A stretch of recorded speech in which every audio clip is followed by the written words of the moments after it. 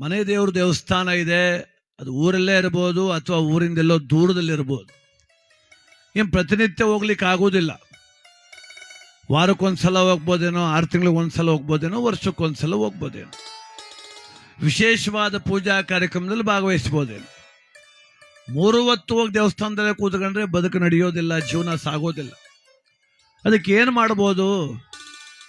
ನೆನೀಬೋದಲ್ಲ, ಧ್ಯಾನ ಮಾಡ್ಬೋದಲ್ಲ. ಕಾಯಕದ ನಡುವೆ, ಕಷ್ಟದ ನಡುವೆ, ಸುಖದ ನಡುವೆ ಮನಸ್ಸಲ್ಲಾದ್ರೂ ಭಗವಂತನ ಹೆಸರು ಹೇಳ್ಬೋದಲ್ಲ. ಅದಕ್ಕೆ ಒಬ್ಬ ಕವಿ ಬರೀತಾರೆ, ನಿನ್ನ ನೆನೆದ ಜೀವನ ಆಯಿತಲ್ಲ ಪಾವನ. ನನ್ನ ಆರಾಧ್ಯ ದೈವ ಮಲೆ ಮಹದೇಶ್ವರನನ್ನ ಭಕ್ತಿಯಿಂದ ಪ್ರಾರ್ಥನೆ ಮಾಡೋಣ. ಯಾವ ಜನ್ಮದ ಪುಣ್ಯದ ಫಲವೋ ಸೇವೆಯ ಭಾಗ್ಯವ ನೀಡಿರುವೆ. ದೇವ್ರ ಸೇವೆ ಮಾಡ್ಬೇಕಾದ್ರು ಪುಣ್ಯನೇ ಮಾಡಿರ್ಬೇಕ್ರಿ. ನಾನು ನಂಬುದಿಲ್ಲ, ನಾನು ಇಷ್ಟಿಲ್ಲ, ನಾ ದೇವ್ರ ಪೂಜೆ ಮಾಡುವುದಿಲ್ಲ ಅಂದ್ರೆ ಇರ್ಲಿ ಬಿಡಿ, ಯಾವುದೋ ಜನ್ಮದ ಕರ್ಮ, ನಾವೇನ್ ಮಾಡಕ್ಕಾಯ್ತದೆ? ಕೈ ಮುಗಿಕಾರ ಪುಣ್ಯ ಬೇಕಲ್ಲಪ್ಪ. ಯಾಕೆ ಅಂದ್ರೆ ಈಗ ದೇವ್ರ ನಂಬೋರು ಇದ್ದಾರೆ, ದೇವ್ರ ನಂಬದವರು ಇದ್ದಾರೆ. ಯಾರನ್ನ ನಾವು ವಿರೋಧ ಮಾಡಂಗಿಲ್ಲ, ಅವ್ರ ಇಷ್ಟ ಅವ್ರದ್ದು. ಆದ್ರೆ ಒಂದು ಸತ್ಯ, ಒಂದಷ್ಟು ಸಜ್ಜನರ, ಒಂದಷ್ಟು ಉತ್ತಮರ, ಒಂದಷ್ಟು ವಿಚಾರವಂತರ ಸಹವಾಸಗಳು ಆಗ್ಬೇಕಂದ್ರೆ ಏನು ಸುಮ್ಮನೆ ಆಗ್ತದೆ ಅಂದ್ರೆ? ಭಕ್ತಿಗೀತೆ ಆಡಿದ್ರೆ, ಮಾತಾಡಿದ್ರೆ ಒಳ್ಳೆ ವಿಚಾರ ಅಂತ ಕಿವಿ ಕೊಡ್ತಾನೆ ಪ್ರಾಜ್ಞ. ಏನಿದ್ರು ಅದು ವಿಚಾರ ಅಂತ, ತಿಳುವಳಿಕೆ ಉಳ್ಳ ವಿಚಾರ ಅಂತ ಮಾಡ್ತಾನೆ ವಿಚಾರವಂತ. ನಾವು ಆಡಿದ್ರೆ ಕರ್ಕಶ ಕೇಳಿಸ್ತದೆ, ಕೆಲವರಿಗೆ ಸುಮ್ಮನೆ ಮಾತಾಡ್ತಾನೆ ಅನ್ಸುತ್ತೆ. ಅಂದ್ರೆ ಅದು ಪಾಪ ಪ್ರಜ್ಞೆ. ಅದು ಅಂದ್ರೆ ನಿನ್ನ ಮನಸ್ಸು ಅದನ್ನು ತಗೊಳಕ್ ಸಿದ್ಧ ಇಲ್ಲ ಅಂತ ಅರ್ಥ. ನೋಡಿ, ದೇವ್ರು ಒಳ್ಳೇದು ಮಾಡ್ತಾನೆ. ಯಾರಿಗೆ?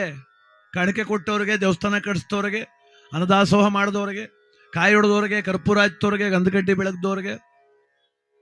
ಅಷ್ಟಲ್ಲ, ದೇವ್ರು ಒಳ್ಳೇದು ಯಾರಿಗೆ ಮಾಡ್ತಾನೆ ಅಂದ್ರೆ ನಾವ್ಯಾರು ಒಳ್ಳೆಯವರಾಗಿವಿ, ನಮಗೆಲ್ಲ ಒಳ್ಳೇದೇ ಮಾಡ್ತಾನೆ ಅಂತ. ಒಳ್ಳೆ ಕೆಲಸ ನಾವು ಮಾಡಿದ್ರು ದೇವ್ರು ನಮ್ಗೆ ಒಳ್ಳೇದು ಮಾಡ್ತಾನೆ, ಗ್ಯಾರಂಟಿ. ಅಲ್ಲೋಗಿ ಪೂಜೆ ಮಾಡ್ಕೊಂಡು ಕೂತ್ಕೊಂಡು ತಪಸ್ ಮಾಡಿದ್ರೆ ಮಾತ್ರ ಒಳ್ಳೇದು ಮಾಡ್ತಾನೆ. ಅದೊಂದು ಸಿದ್ಧಾಂತ. ಅದು ಇನ್ನೊಂದೇನು ಗೊತ್ತಾ? ನಾನು ಒಳ್ಳೇದೇ ಮಾಡ್ತಿರೋದ್ರಿಂದ ದೇವರು ನಂಗೆ ಒಳ್ಳೇದೇ ಮಾಡ್ತಾನೆ. ನಿಶ್ಚಲವಾದ ಭಾವ ಬೇಕ್ರಿ ನೋಡಿ. ಅದಕ್ಕೆ ಯಾವತ್ತೂ ಕೂಡ ಅಷ್ಟೇ ಬಂಧುಗಳೇ, ಭಗವಂತ ಅನ್ನೋ ಸ್ವರೂಪವನ್ನು ಅರ್ಥ ಮಾಡ್ಕೊಳ್ಳದೆ ಹೋದ್ರೆ ಅದು ಏನೇನೋ ಅಪಾಯಸ್ಯ ಆಗ್ತದೆ, ಮೂಢನಂಬಿಕೆ ಅನ್ಸುತ್ತೆ. ಸ್ವರೂಪ ಅರ್ಥ ಆಗ್ಬೇಕ್ರಿ. ಕಾರಣ ಏನು? ನೀರು ಆವಿ ಆಗ್ತದೆ, ಮೋಡ ಆಗ್ತದೆ, ಮೋಡ ಮಳೆ ಬರಬೇಕು. ಇಲ್ಲಿ ಈ ಕೆರೆ, ಕೆಬ್ಬಳ್ಳಿ ಕೆರೆಲ್ಲ ಆದ ಆವಿ ನೀರು ಕೆಬ್ಬಳಿಗೆ ಬೀಳುವುದಿಲ್ಲ, ಅದೆಲ್ಲೋ ಹೋಗಿ ಬಿದ್ದು ಬಿಡ್ತದೆ.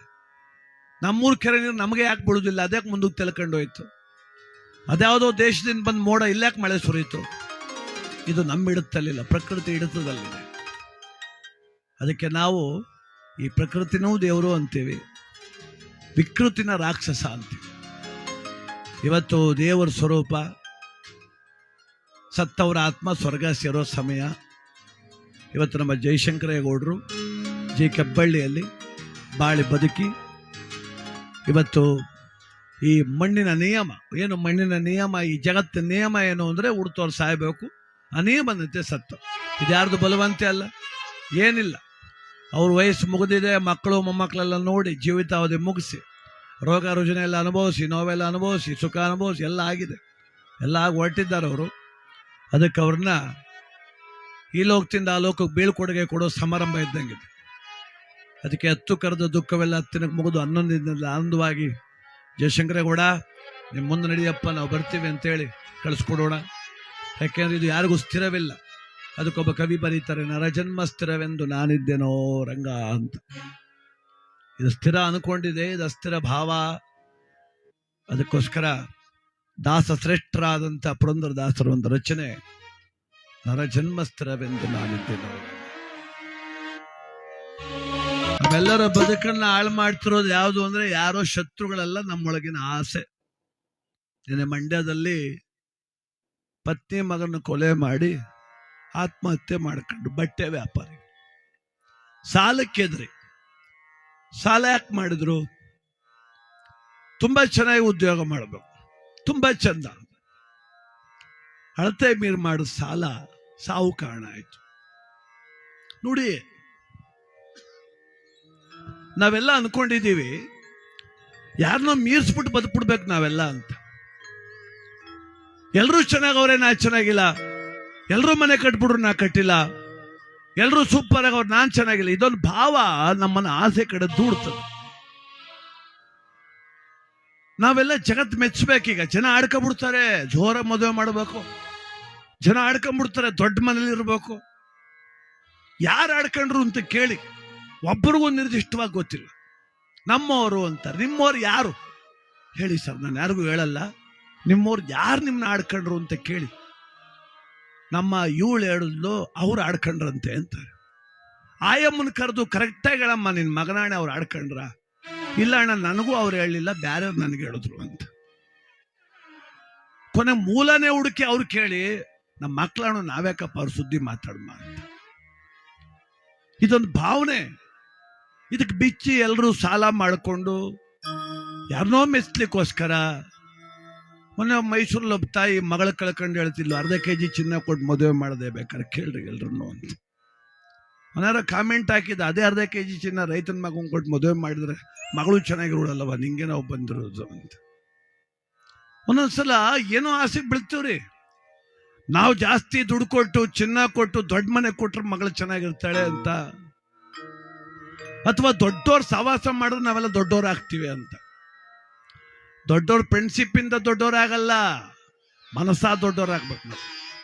ಸಾಲವನ್ನು ಕೊಂಬಾಗ ಆಲೋಗ ರುಂದಂತೆ, ಸಾಲಿಗದ ಬಂದು ಪೆಡದೆಳವಾಗ ಕಿಬ್ಬದಿಯ ಕೀಲು ಮುರಿದಂತೆ ಸರ್ವಜ್ಞ. ಆಲೋಚನೆ ಮಾಡಿ ಸಾಲ ಕೈ ಹಾಕ್ಬೇಕಪ್ಪ. ಯೋಚನೆ ತೀರಾ ಕಡಿಮೆ ಸಾಲ ಮಾಡು, ಕಷ್ಟಕ್ಕೆ ಸಿಕ್ತೋರ್ದು ಕಂಬಿ ಕಣ್ರಿ. ದುರಾಸೆಗೆ ಬಿದ್ದು ಸಾಲ ಮಾಡಿದವರೇ ಇವತ್ತು ಎಲ್ಲರೂ ಕೂಡ ದುರಂತಕ್ಕೀಡಾಗ್ತಿದ್ದಾರೆ. ಒಂದೇ ಕುಟುಂಬದ 3 ಜನ 1.5 ತಿಂಗಳಿಂದ ಒಂದು ಮದುವೆ ಆಗಿರೋ ಮನೆ ಇವತ್ತಿಡೀ ಮನೆ ಸತ್ತದೆ ಅಂದ್ರೆ ಆಸೆ ಮಿತಿ ಮೀರಿದ್ರೆ ಹಂಗೆಲ್ಲ ಆಗ್ತದೆ. ಅದಕ್ಕೆ ದಾಸರ ಮತ್ತೆ ಬರೆದ್ರು ಏನಂತ, ಆಸೆ ಎಂಬುದು ಗಾಸಿಯಾದೆನೋ ಹರಿ ನಾರಾಯಣ ವಾಸುದೇವನೇ ನಿಲ್ಲ ಧ್ಯಾನವ ಮಾಡದೆ.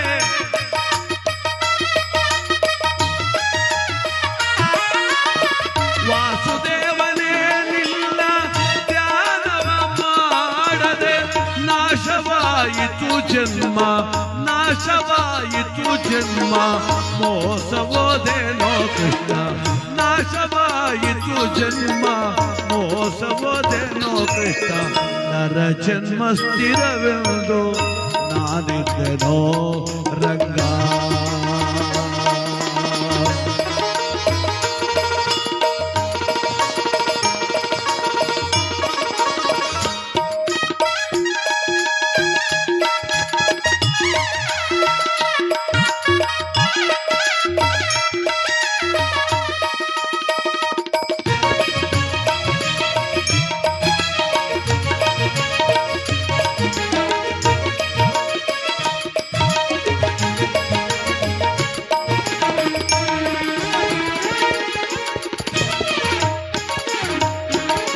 ಪರರ ಸೇವೆಯ ಮಾಡಿ ಪರರನ್ನು ಕೊಂಡಾಡಿ, ಪರರ ಸೇವೆಯ ಮಾಡಿ ಪರರನ್ನು ಕೊಂಡಾಡಿ, ಮರುಳುತನದಲ್ಲಿ ಮತಿಹೀನನಾದೆನೋ, ನೆರೆ ನಂಬಿದೆನೋ ಕೃಷ್ಣ.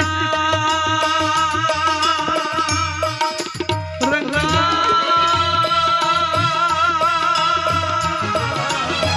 ರಂಗ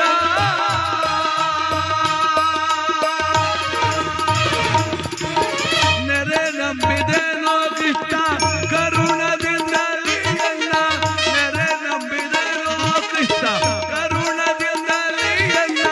ಮರೆಯದೆ ಸಲಹಯ್ಯ ಮರೆಯದೆ ಸಲಹಯ್ಯ ಪುರಂದರ ವಿಠಲ, ಮರೆಯದೆ ಸಲಹಯ್ಯ ಪುರಂದರ ವಿಠಲ. ನರ ಜನ್ಮ ಸ್ಥಿರವೆಂದು ನಾನಿದ್ದೆನೋ ರಂಗ.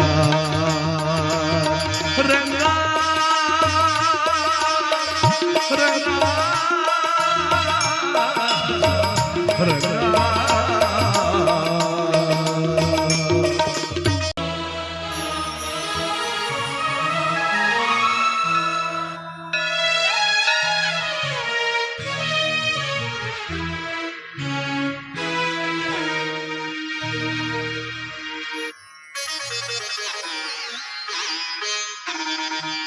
ನಂಬಿಕೆ ಇಟ್ಟನಯ್ಯ ಈ ನರಲೋಕವ, ನಂಬದೆ ಹೋದೆನಯ್ಯ ವಿಠಲ ನಿನ್ನ ಪಾದವ, ಕಡೆವರೆಗೂ ನನ್ನವರೆಂದವರು ಇಂದು ನನ್ನೊಡನಿಲ್ಲ, ನಿನ್ನ ಪಾದವ ಬಿಟ್ಟು ಬೋರಪ್ಪ ಬೇರೆ ಗತಿ ನನಗೆಲ್ಲ.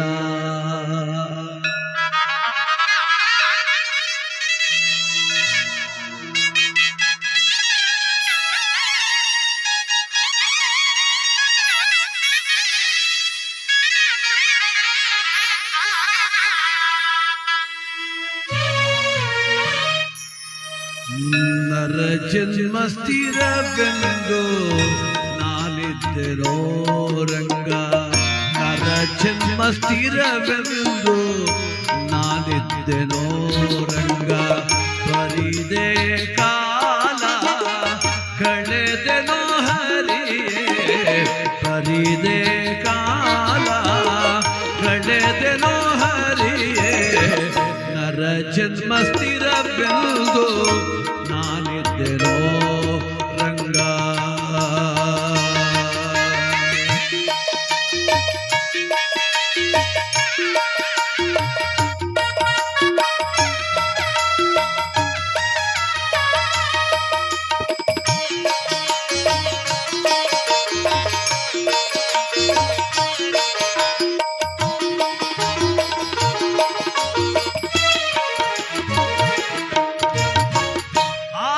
ಎಂಬುದು ಎಲ್ಲ ಲೇಸಬಾಡಿಸುತ್ತಿದೆ, ಆಸೆ ಎಂಬುದು ಎಲ್ಲ